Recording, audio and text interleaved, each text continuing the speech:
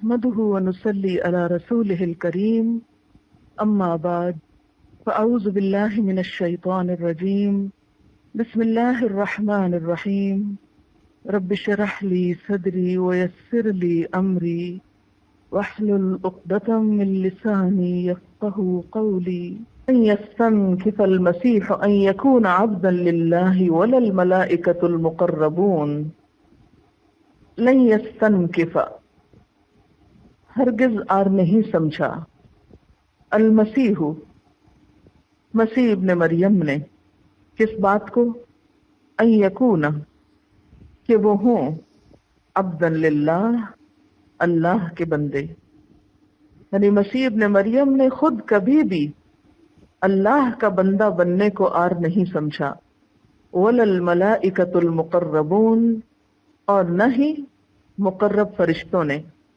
یعنی اللہ کے جو مقرب ترین فرشتے ہیں وہ بھی کبھی خدائی کا دعویٰ نہیں کرتے، وہ بھی خود کو بندہ ہی سمجھتے ہیں اور اللہ کی بندگی میں کبھی آر نہیں سمجھتے۔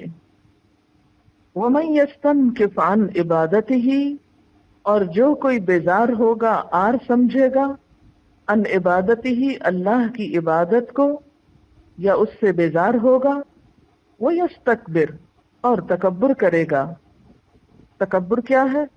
اللہ کی عبادت کا انکار۔ فَسَيَحْشُرُهُمْ إِلَيْهِ جَمِيعًا پس ان قریب وہ ان سب کو اکٹھا کر لے گا، الیہ اپنی طرف، پس ان سب کو وہ اپنی طرف اکٹھا کر لے گا، سب کے سب کو۔ اس آیت میں دراصل الوہیت مسیح کی تردید میں ایک اور دلیل پیش کی گئی ہے، اور وہ کیا ہے کہ عیسیٰ علیہ السلام اللہ کے بندے اور غلام بن کر رہنے میں کچھ آر محسوس نہیں کرتے، اور اسے آر سمجھنا تو درکنار، وہ اس میں فخر محسوس کرتے ہیں کہ وہ اللہ کے بندے ہیں، اور یہی حال مقرب فرشتوں کا بھی ہے۔ تو اس لیے عیسیٰ علیہ السلام کبھی یہ سوچ بھی نہیں سکتے کہ وہ اپنے آپ کو خدائی میں شریک کریں، اور ویسے بھی جو کسی کا بندہ ہو اور غلام ہو وہ اس کا شریک نہیں ہوا کرتا۔ غلام مملوک تو ہو سکتا ہے، شریک نہیں ہوتا۔ اور یہاں پر جو لفظ یستنکف استعمال ہوا ہے نون کاف سے، اس کا معنی ہوتا ہے کسی چیز کو اپنے لیے باعث آر سمجھنا، کسی بات کو حقیر سمجھ کر غرور کے ساتھ اس سے سرتابی کرنا، قابل آر سمجھنا، غیرت، حمیت، خودداری یا تکبر کی وجہ سے اس سے منہ موڑ لینا۔ وفد نجران نے حضور صلی اللہ علیہ وسلم سے کہا کہ آپ عیسیٰ علیہ السلام کو عیب لگاتے ہیں کہ ان کو بندہ کہتے ہیں۔ آپ صلی اللہ علیہ وسلم نے فرمایا کہ مسیح علیہ السلام کے حق میں یہ آر نہیں ہے کہ وہ اللہ کا بندہ اور رسول ہیں، اور اسی سلسلے میں یہ آیت نازل ہوئی۔ عیسائی حضرات خود اس بات کا اقرار کرتے ہیں کہ عیسیٰ علیہ السلام زیتون کی پہاڑی پر اللہ کی عبادت کیا کرتے تھے۔ ان سے یہ پوچھا جا رہا ہے کہ اگر وہ اللہ یا اللہ کا حصہ یا اللہ کا بیٹا تھے تو وہ اس کی عبادت کیوں کرتے تھے؟ یعنی ان کی اپنی باتوں میں کنٹراڈکشن۔ اور پھر فرشتے ایسی مخلوق ہیں جن کا نہ باپ ہے نہ ماں ہے، لیکن وہ بھی اپنے آپ کو اللہ نہیں سمجھتے۔ یعنی ایک اور وجہ تھی نا عیسیٰ علیہ السلام کو خدا کہنے کی کہ ان کے کوئی باپ نہ تھے۔ فرمایا فرشتوں کے کون باپ ہیں، فرشتوں کی کون اولاد ہے؟ لیکن انہوں نے کبھی خود کو خدا نہیں کہا، بلکہ وہ اپنی خوشی کے ساتھ اللہ کی عبادت میں مصروف رہتے ہیں اور اس عبادت میں کبھی بھی آر محسوس نہیں کرتے۔ وَمَن يَسْتَنْكِفْ عَنْ عِبَادَتِهِ وَيَسْتَكْبِرْ اور جو اس کی عبادت کو آر سمجھے گا اور تکبر کرے گا، جیسا کہ سورۃ المؤمن میں آتا ہے ان الذین یستکبرون عن عبادتی سیدخلون جہنم داخرین، کہ جو لوگ میری عبادت سے تکبر کرتے ہیں ان قریب وہ ذلیل و خوار ہو کر جہنم میں داخل ہوں گے۔ اللہ کی عبادت سے آر کیا چیز ہوتی اور یہ کیسے ہوتی اور یہ کب ہوتی؟ کہیں ہم تو نہیں ایسا کرتے، کیونکہ سزا بہت سخت بتائی گئی نا۔ ایک جگہ کہا گیا میں ان سب کو اپنی طرف اکٹھا کروں گا، وہ جائیں گے کہاں ایسا کر؟ دوسری جگہ کہا جہنم میں ذلیل و خوار ہو کے داخل ہوں گے۔ اللہ کی عبادت سے آر کیسے ہوتی ہے، کیا ہوتا ہے؟ یعنی کسی بھی چیز کو کرنے میں اپنی حتک محسوس کرنا۔ کہیں ایسا تو نہیں کہ ہم اللہ تعالیٰ کی عبادت کرنے میں، اللہ کا کوئی حکم ماننے میں اپنی کمتری محسوس کرتے ہوں، یا اسے اپنی شان کے خلاف سمجھتے ہوں، یا اپنے سٹیٹس کے خلاف سمجھتے ہوں کہ نہیں یہ تو غریب لوگوں کا کام ہے، یہ تو جاہل لوگوں کا کام ہے کہ وہ سر ڈھکے پھرتے ہیں یا ہر جگہ نماز پڑھتے ہیں۔ اس محفل میں کوئی نماز کا موقع ہے، یہاں تو استری خراب ہو جائے گی، اور یہاں نماز پڑھنے سے میک اپ خراب ہو جائے گا۔ کیا یہ بھی عبادت سے آر کی قسمیں نہیں ہیں؟ اللہ کے بندے کسی بھی محفل میں ہو، کسی بھی حال حلیے میں ہو، انہیں اس کی پرواہ نہیں ہوتی کہ سجدہ کرتے وقت ان کا میک اپ خراب ہو رہا ہے یا ان کے کپڑوں کی استری خراب ہو رہی ہے۔ ان کو کسی کے آگے بھی، کسی بھی محفل میں اللہ کے سامنے جھکنے سے شرم نہیں آتی۔ اپنے آپ سے پوچھئے، کیا کسی محفل میں جا کر مجھے نماز پڑھنے میں شرم تو نہیں محسوس ہوتی؟ کیا کوئی جگہ ایسی تو نہیں جہاں جا کر میں نماز پڑھنے کو آر سمجھتی ہوں، اپنی توہین سمجھتی ہوں، یا نماز کے علاوہ کسی بھی دین کے حکم پر عمل کرنے کو حقیر کام سمجھتی ہوں؟ بات یہ ہے کہ بڑا بننا تو صرف اللہ کا حق ہے۔ حدیث قدسی میں آتا ہے، اللہ سبحانہ و تعالیٰ فرماتے ہیں، بڑائی میری چادر ہے اور عظمت میری ازار ہے، جو مجھ سے ان کو چھیننے کی کوشش کرے گا، یعنی خود بڑا بننے کی کوشش کرے گا، دنیا میں بڑائی اور عظمت والا بننا چاہے گا، میں اس کو دوزخ میں اوندھے منہ ڈالوں گا۔ ایک اور حدیث میں آتا ہے، جو شخص تکبر کرتا رہتا ہے اللہ تعالیٰ اس کو متکبرین کی جماعت میں لکھ لیتا ہے، پھر اس کو وہی ذلت اور عذاب پہنچے گا جو متکبرین کو پیش آئے گا۔ یعنی ایک دفعہ کیا، پھر کیا، پھر کیا، جب اس کی عادت ہی بن گئی تو اس کو پھر متکبرین کی لسٹ میں شامل کر لیا جائے گا، اور قیامت کے دن انہی میں سے اٹھایا جائے گا اور انہی جیسا انجام ہوگا۔ نبی صلی اللہ علیہ وسلم نے فرمایا، کیا میں تمہیں جہنمیوں کی خبر نہ دوں کہ دوزخ میں جانے والے کون ہیں؟ فرمایا، ہر سرکش، بخیل اور متکبر جہنمی ہے، یعنی سرکشی کرنے والا، اللہ کے حکم کے آگے بگڑنے والا۔ حضرت سلمہ بن اکوع سے روایت ہے کہ نبی صلی اللہ علیہ وسلم نے فرمایا، آدمی تکبر کا اظہار کرتا رہتا ہے یہاں تک کہ اسے سرکش لوگوں میں لکھ دیا جاتا ہے۔ ترمذی کی روایت۔ بخاری اور مسلم کی ایک اور روایت ہے حضرت ابو ہریرہ رضی اللہ تعالی عنہ سے کہ نبی صلی اللہ علیہ وسلم نے فرمایا، ایک وقت ایک آدمی ایک جوڑے میں ملبوس چلا جا رہا تھا، اس کے نفس نے اسے خود پسندی میں مبتلا کیا ہوا تھا، یعنی بہت خوبصورت لباس میں تھا اور اپنے اندر اپنے آپ کو بڑی چیز سمجھ رہا تھا، بالوں میں کنگھی کیے اور اپنی چال میں اترا رہا تھا، یعنی اچھے لباس میں اور ہیئر سٹائل میں وہ اپنے آپ کو بڑی چیز سمجھ کر چلتے ہوئے اترا رہا تھا، اکڑ کے چل رہا تھا کہ اللہ نے اسے زمین میں دھنسا دیا، بس وہ قیامت تک زمین میں دھنستا چلا جائے گا۔ اور یہ عبرتناک مثال ہم سب کو دی گئی کہ اچھا لباس پہن کے، اچھا ہیئر سٹائل بنا کے اپنے آپ کو بڑی چیز نہ سمجھو۔ اور تکبر کیا ہے دراصل؟ غمط الناس و بطر الحق، ایک طرف لوگوں کو حقیر سمجھنا، خود کو بڑی چیز سمجھنا، اور دوسری طرف حق کا انکار کر دینا، صرف اپنی بڑائی اور شان بنانے کے لیے کہ میں نہ مانوں۔ حضرت ابو سعید خدری سے روایت ہے کہ نبی صلی اللہ علیہ وسلم نے فرمایا، جنت اور دوزخ نے باہم جھگڑا کیا، دوزخ نے کہا میرے اندر بڑے بڑے سرکش اور متکبر لوگ ہوں گے، جنت نے کہا میرے اندر کمزور اور مسکین قسم کے لوگ ہوں گے۔ تو اللہ نے ان کے درمیان فیصلہ فرمایا کہ اے جنت تو میری رحمت ہے، میں تیرے ذریعے سے جس پر چاہوں گا رحم کروں گا، اور اے دوزخ تو میرا عذاب ہے، میں تیرے ذریعے سے جسے چاہوں گا عذاب دوں گا، اور تم دونوں کے بھرنے کی ذمہ داری مجھ پر ہے، یعنی یہ فیصلہ میرا ہی ہوگا کہ کون کہاں جائے گا۔ لیکن احادیث سے کیا پتہ چلتا ہے کہ جہنمیوں کی خبر نہ دوں ہر سرکش، بخیل اور متکبر شخص۔ سلمہ بن اکوع سے ایک اور روایت ہے صحیح مسلم کی، ایک آدمی نے آپ صلی اللہ علیہ وسلم کے پاس بیٹھ کر بائیں ہاتھ سے کھانا کھایا. آپ نے فرمایا دائیں ہاتھ سے کھاؤ. اس نے کہا میرے اندر اس کی طاقت نہیں، میں نہیں کر سکتا. آپ نے فرمایا تو نہ طاقت رکھے. اس کو صرف تکبر نے اس بات کے ماننے سے روکا تھا، یعنی کر سکتا تھا لیکن اس نے اپنی شان کے خلاف سمجھا. اور راوی بیان کرتے ہیں کہ اس کے بعد وہ شخص اپنا دایاں ہاتھ منہ کی طرف کبھی نہ اٹھا سکا، کیونکہ اللہ نے وہ توفیق ہی چھین لی.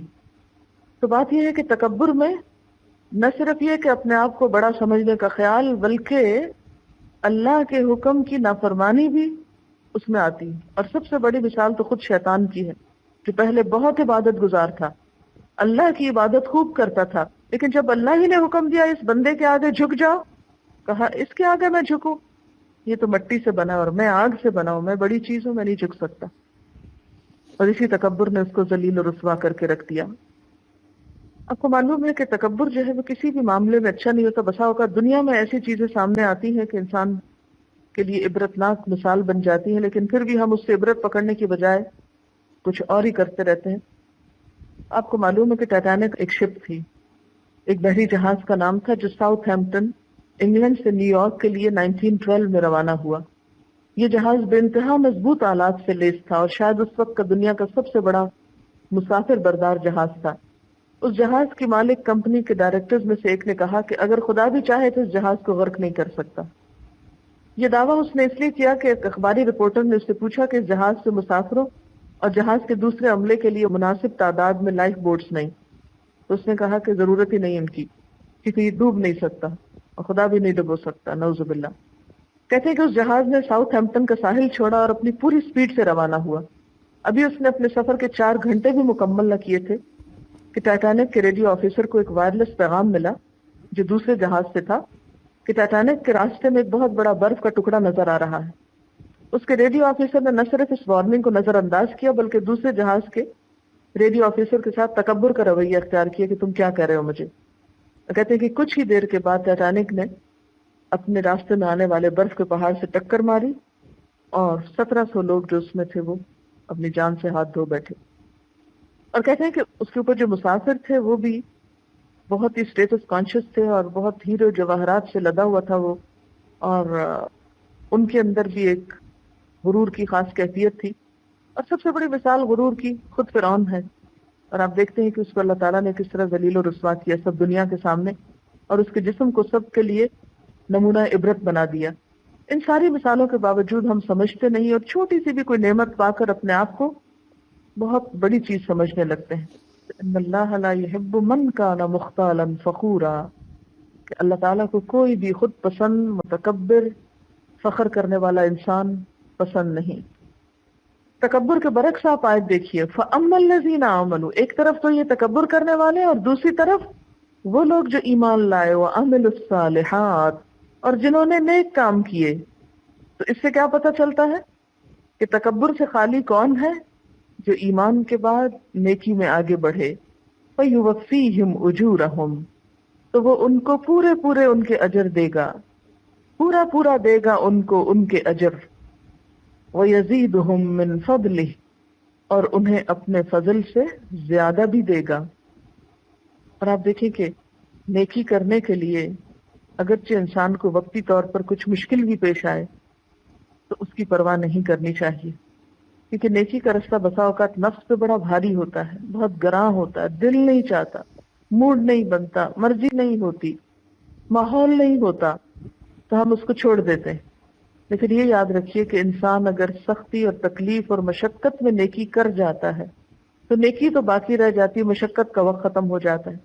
لیکن اس کے برعکس انسان کسی آسانی کی وجہ سے گناہ کی طرف پھسل جاتا ہے اور اپنے نفس کی لذت کی خاطر غلط کام کرتا ہے، وہ لذت تو ختم ہو جاتی ہے لیکن گناہ ہمیشہ کے لیے رہ جاتا ہے. تو کبھی بھی یہ نہیں سوچنا چاہیے کہ نیکی کا رستہ مشکل ہے اس لیے کیسے کریں، اور گناہ کا بہت آسان ہے اس لیے مزے سے کریں. نہیں، وہ مزہ وقتی ہے. آپ دیکھیں کہ اچھی سے اچھی چیز کھا لیں، اس کا مزہ کتنی دیر زبان پہ رہتا ہے. آپ اپنی پسندیدہ ترین چیز بھی کھائیں تو اس کا ذائقہ کتنی دیر زبان پہ رہتا ہے، جتنی دیر وہ چیز زبان پہ ہوتی ہے، اور تھوڑی دیر اس کے بعد ختم ہو جاتا ہے.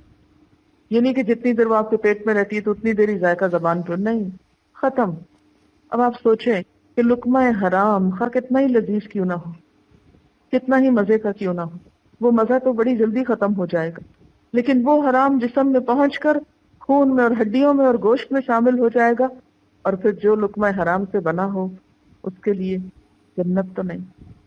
اسی طرح کوئی اور حرام کام انسان کرتا ہے، اس کی لذت بھی چند لمحوں کی ہو سکتی، مثلا زنا ہے یا شراب ہے یا کچھ اور، تو یہ ساری لذتیں کیا ہے؟ وقتی، لیکن اس کے بعد کے اثرات اور ان کے نتائج دنیاوی اعتبار سے بھی انسان کو گناہوں کے بوجھ تلے دبا دیتے ہیں، اور مسلسل روح پر ایک بوجھ بن جاتے ہیں یہ سارے گناہ، اور آخرت کے اعتبار سے بھی انسان کے لیے انتہائی نقصان دہ ہیں۔ پھر فرمایا وَأَمَّا الَّذِينَ اسْتَنكَفُوا، یعنی استنکاف کو آگے پیچھے کر کے بیچ میں عمل صالح کی بات ہے۔ اس کا مطلب کیا ہے کہ تکبر کا اپوزٹ کیا ہے؟ نیکیوں کی طرف جھک جانا، مائل ہونا۔ وَأَمَّا الَّذِينَ اسْتَنكَفُوا، اور لیکن وہ لوگ جنہوں نے آر سمجھا یا نیکی اور عبادت سے بیزار ہوئے، وَاسْتَكْبَرُوا، اور تکبر کیا، فَيُعَذِّبُهُمْ عَذَابًا أَلِيمًا، وہ ان کو دردناک عذاب دے گا، وَلَا يَجِدُونَ لَهُم مِّن دُونِ اللَّهِ وَلِيًّا، اور وہ اپنے لیے اللہ کے سوا کوئی دوست نہ پائیں گے، وَلَا نَصِيرًا، اور نہ کوئی مددگار پائیں گے۔ یہ جو آیت ہے نا وَلَا يَجِدُونَ لَهُم مِّن دُونِ اللَّهِ وَلِيًّا، انہیں اللہ کے سوا کوئی دوست نہ ملے گا اور نہ کوئی مددگار ملے گا، وَلَا نَصِيرًا۔ یہ کیوں کہا گیا؟ ہوتا یہ ہے کہ دنیا میں انسان دوستوں کی خاطر، لوگوں کی خاطر، لوگوں میں شہرت پانے کی خاطر، لوگوں کی نظروں میں بڑا بننے کی خاطر یہ سب کچھ کرتا ہے، اور قیامت کے دن یہی لوگ چھوڑ جائیں گے، یہ شہرت کسی کام نہ آئے گی، یہ مقبولیت سب بیکار کی ہے اگر خدا ناراض ہو گیا۔ مثلا بعض اوقات ہم سوچتے ہیں نا یہ غلطی ہم کر رہے ہیں، اسے چھوڑ دینا چاہیے، پھر ہم کہتے ہیں نہیں چھوڑا تو یہ اور یہ نقصان ہوگا، میری پاپولیرٹی کم ہو جائے گی، میری پریسٹیج کا مسئلہ ہے، میری انا کا مسئلہ ہے، فلاں کا ہے، فلاں کا ہے۔ ذرا سوچئے کہ یہ ساری چیزیں اکٹھی کر لیں اور ان کو قیامت کے دن اپنے بچاؤ کے لیے ساتھ رکھ لیں، ورنہ کچھ بھی نہیں کام آئے گا، کوئی چیز ساتھ نہیں دے گی، پھر کیا فائدہ؟ یہ تو سب پھر ایک دھوکہ ہے۔ لکھیے، لسٹ بنائیے، وہ کون سی چیزیں ہیں جو مجھے اللہ کی اطاعت سے روکتی ہیں اور اللہ کی اطاعت کو مشکل بناتی ہیں۔ وہ دین کے کون سے کام ہیں جن کو کرنا میں آر سمجھتی ہوں، کیونکہ اللہ تعالیٰ صاف فرما رہے ہیں وَأَمَّا الَّذِينَ اسْتَنكَفُوا وَاسْتَكْبَرُوا، اور لیکن وہ لوگ جنہوں نے عبادت کو آر سمجھا اور تکبر کیا، ان کے لیے کیا ہوگا؟ فَيُعَذِّبُهُمْ عَذَابًا أَلِيمًا وَلَا يَجِدُونَ لَهُم مِّن دُونِ اللَّهِ وَلِيًّا وَلَا نَصِيرًا، ان کو اللہ دردناک سزا دے گا، اور اللہ کے سوا جن کی سرپرستی اور مددگاری پہ وہ بھروسہ رکھتے ہیں ان میں سے وہ کسی کو بھی وہاں نہ پائیں گے۔ یا ایھا الناس، اے لوگو، سب کو خطاب ہے، اے لوگو، قد جاءکم، تحقیق آ چکا تمہارے پاس، برہان من ربکم، برہان، حجت تمہارے رب کی طرف سے، وَأَنزَلْنَا إِلَيْكُمْ نُورًا مُبِينًا، اور نازل کیا ہم نے تمہاری طرف نورًا مبین، واضح نور، ایسی روشنی جو تمہیں صاف صاف راستہ دکھانے والی ہے۔ فَأَمَّا الَّذِينَ آمَنُوا، تو لیکن وہ لوگ جو ایمان لائے، وَاعْتَصَمُوا بِهِ، اور انہوں نے اس کو مضبوط تھاما، فَسَيُدْخِلُهُمْ فِي رَحْمَةٍ مِّنْهُ، تو عنقریب وہ انہیں اپنی رحمت میں داخل کرے گا، وَفَضْلٍ، اور فضل میں، وَيَهْدِيهِمْ إِلَيْهِ صِرَاطًا مُسْتَقِيمًا، اور انہیں اپنی طرف آنے کا سیدھا راستہ دکھائے گا۔ یہاں پر جو لفظ برہان استعمال ہوا ہے یہ بے رے ہے سے ہے، برہن سفید اور چمکدار ہونا، برہان وہ دلیل جو واضح اور ثابت ہو اور اس کی تائید کلام الہی سے بھی ہوتی ہو، برہان وہ دلیل جس سے جھگڑا ختم ہو جائے، جس کے بعد کسی کو عذر کی گنجائش نہ رہے، ایسی حجت جس سے شبہات زائل ہو جائیں، اسی لیے آگے اسے نور سے تعبیر کیا گیا، قد جاءکم برہان من ربکم وانزلنا الیکم نورا مبینا۔ تو یہاں پھر برہان کیا چیز ہے کہ تمہارے پاس برہان آ گئی، یعنی نبی صلی اللہ علیہ وسلم، وَأَنزَلْنَا إِلَيْكُمْ نُورًا مُبِينًا، اور ہم نے تمہاری طرف نور اتارا، یعنی قرآن پاک، اور نورم مبینہ ہے، بیان کرنے والا نور۔ یہاں نبی صلی اللہ علیہ وسلم کے علاوہ قرآن کو بھی برہان کہا جائے گا۔ فرمایا کہ اگر تم یہ سمجھتے ہو کہ یہ اللہ کا کلام نہیں بلکہ کسی انسان کا کلام ہے، تو جیسے پیچھے ایک چیلنج دیا گیا تھا نا کہ تم سب مل کر پھر کیا کرو، ایک دوسرے کی مدد کرو اور اس جیسی ایک صورت بنا لاؤ، لیکن آپ جانتے ہیں کہ کوئی بھی اس کام کو کر نہ سکا۔ یہاں پر بنیادی طور پہ ایک صورت کا اختتام ہو رہا ہے، سارے عقائد کا ذکر کرنے کے بعد تمام انسانیت کو اللہ کی طرف آنے کی دعوت دی جا رہی ہے، اور اس دعوت کے بنیادی اصول کیا ہیں؟ نمبر 1، تمہارے پاس اللہ کے رسول آئے ہیں، نمبر 2، تمہارے پاس کتاب آئی ہے، اب تم سیدھا راستہ چاہتے ہو تو ان 2 چیزوں کو پکڑ لو۔ اچھا، پھر قرآن کو نور مبین کیوں کہا گیا؟ کیونکہ وہ دنیا اور آخرت کے بہت سے اہم پہلوؤں پر روشنی ڈالتا ہے۔ فَأَمَّا الَّذِينَ آمَنُوا بِاللَّهِ، تو وہ لوگ جو اللہ پر ایمان لائیں، وَاعْتَصَمُوا بِهِ، اور اس کو مضبوط تھام لیں۔ کس کو؟ وَاعْتَصَمُوا بِهِ کی ضمیر پھر کدھر جا رہی ہے؟ اللہ تعالیٰ کو۔ جو لوگ اللہ کی بات مان لیں اور اللہ کا دامن تھام لیں، اللہ سے مضبوط تعلق قائم کرے۔ وَاعْتَصَمُوا بِهِ، اب آپ دیکھیں، امیجن کرے ایمان لے آئے اللہ پر، اب کہا جا رہا ہے اس کو مضبوط پکڑو۔ اب اللہ تعالیٰ کی ذات ایسی تو نہیں کہ جس کے ساتھ جا کے ہم چمٹ جائیں گے۔ اس سے مراد کیا ہے کہ اپنا تعلق اس سے مضبوط کرو۔ وہ کیسے ہوتا ہے؟ آپ کو کب اللہ سے تعلق مضبوط محسوس ہوتا ہے؟ جب آپ اس کی اطاعت میں ہوتے ہیں، اور جب آپ اس کی نافرمانی کرتے ہیں تو کیا ہوتا ہے؟ دوری دوری ہونے لگتی۔ تو وَاعْتَصَمُوا بِهِ کا مطلب پھر کیا ہوا؟ یعنی اس کی اطاعت کر کے اس سے قریب ہو جاؤ، اس کے اوپر بھروسہ کرو، اس پر اعتماد کرو۔ ایسے لوگوں کو وہ کیا کرے گا؟ فَسَيُدْخِلُهُمْ فِي رَحْمَةٍ مِّنْهُ، ان قریب ان کو اپنی رحمت میں داخل کرے گا، وَفَضْلٍ، اور فضل میں، یعنی جنت میں، وَيَهْدِيهِمْ إِلَيْهِ صِرَاطًا مُسْتَقِيمًا، اور انہیں اپنی طرف آنے کا سیدھا راستہ دکھائے گا۔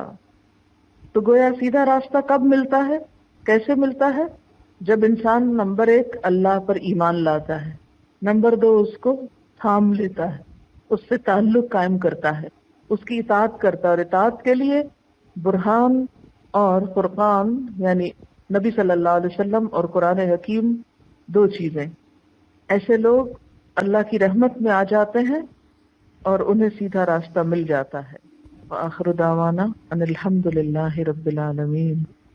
سبحانک اللہم وبحمدک، نشہد ان لا الہ الا انت، استغفرک واتوب الیک۔ والسلام علیکم ورحمۃ اللہ وبرکاتہ۔